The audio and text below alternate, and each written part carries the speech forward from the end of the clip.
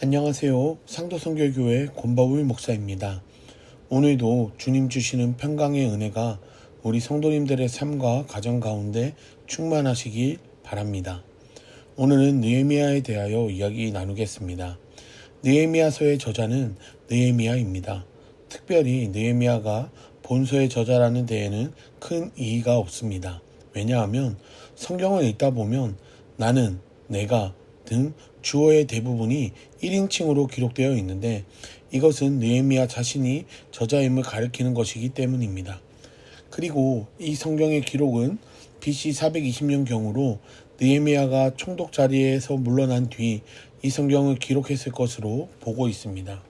사실 느헤미야는 이스라엘 사람으로서 옛적 바벨론의 포로로 잡혀온 사람이었습니다. 그런데 하나님의 은혜로 왕궁에서 일하게 되었고요. 바사 제국에서는 왕이 먹는 음식과 술을 검사하는 일을 하게 되었습니다. 즉 느헤미야는 바사 제국에서 왕의 술 관원의 직임을 맡은 왕과 아주 가까운 최측근 고위직에 있었던 사람이었습니다. 느헤미야서는 구조에 따른 내용으로 볼 때 크게 두 부분으로 나눌 수 있습니다. 첫 번째로 제3차 포로 귀환과 예루살렘 성벽 재건에 대한 내용입니다. 1장부터 7장까지 그 내용이 나오게 됩니다. 느헤미야는 어느 날 예루살렘에서 온 형제들로부터 자신의 고향이지요, 예루살렘 성의 성벽이 허물어지고 성문은 불탔으며 예루살렘 주민들은 주변의 다른 민족들에게 큰 환난과 능욕을 당한다는 가슴 아픈 이야기를 듣게 됩니다. 이에 느헤미야는 금식하고 통곡하며 하나님께 이스라엘 백성들의 죄악에 대하여 회개의 기도를 하게 됩니다. 그리고는 용기를 내어 바사 제국의 아닥사스다 왕에게 나아가 이야기합니다. 아닥사스다 왕은 그의 이야기를 듣고 그를 예루살렘 총독으로 임명하였고요.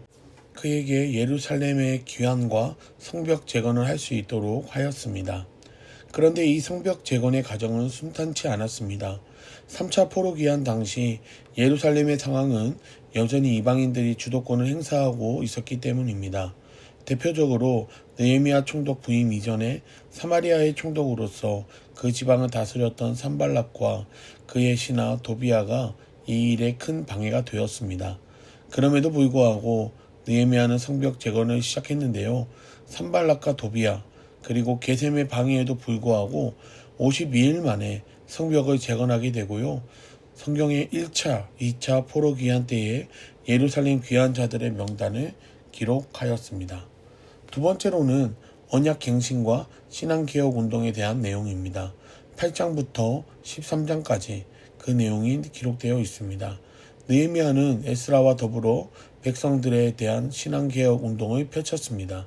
그 방법으로는 하나님의 말씀인 율법을 교육하였고요. 하나님께서 말씀하신 절기들을 지키게 하였습니다. 하나님이 이 백성에게 어떻게 역사하셨는지를 가르쳐 주었던 것이지요.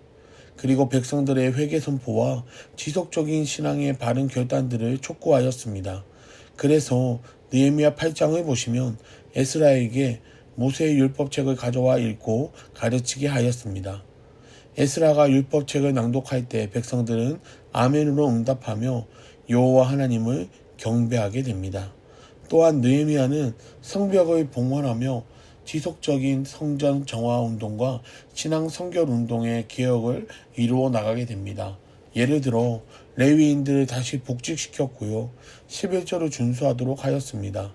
그 외에도 안식일을 지킬 것과 이방인들과의 결혼을 금지시키게 됩니다. 느헤미야는 전체적인 내용으로 볼 때 예루살렘 성벽의 재건과 여호와의 율법에 대한 충성이 핵심 메시지입니다.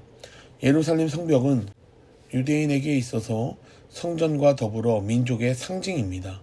생명과도 같은 것이었습니다. 그래서 원수들의 갖가지 조롱과 방해 공작에도 불구하고 허물어졌던 성벽은 다시금 재건되었고요. 신앙의 개혁도 함께 이루어 나가게 됩니다.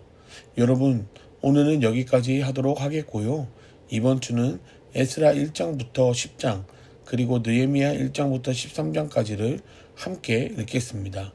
그럼 이번 한 주도 말씀과 함께 승리하시길 바라며 주님 주시는 기쁨과 평강의 은혜가 늘 가득하시기를 바랍니다. 감사드립니다.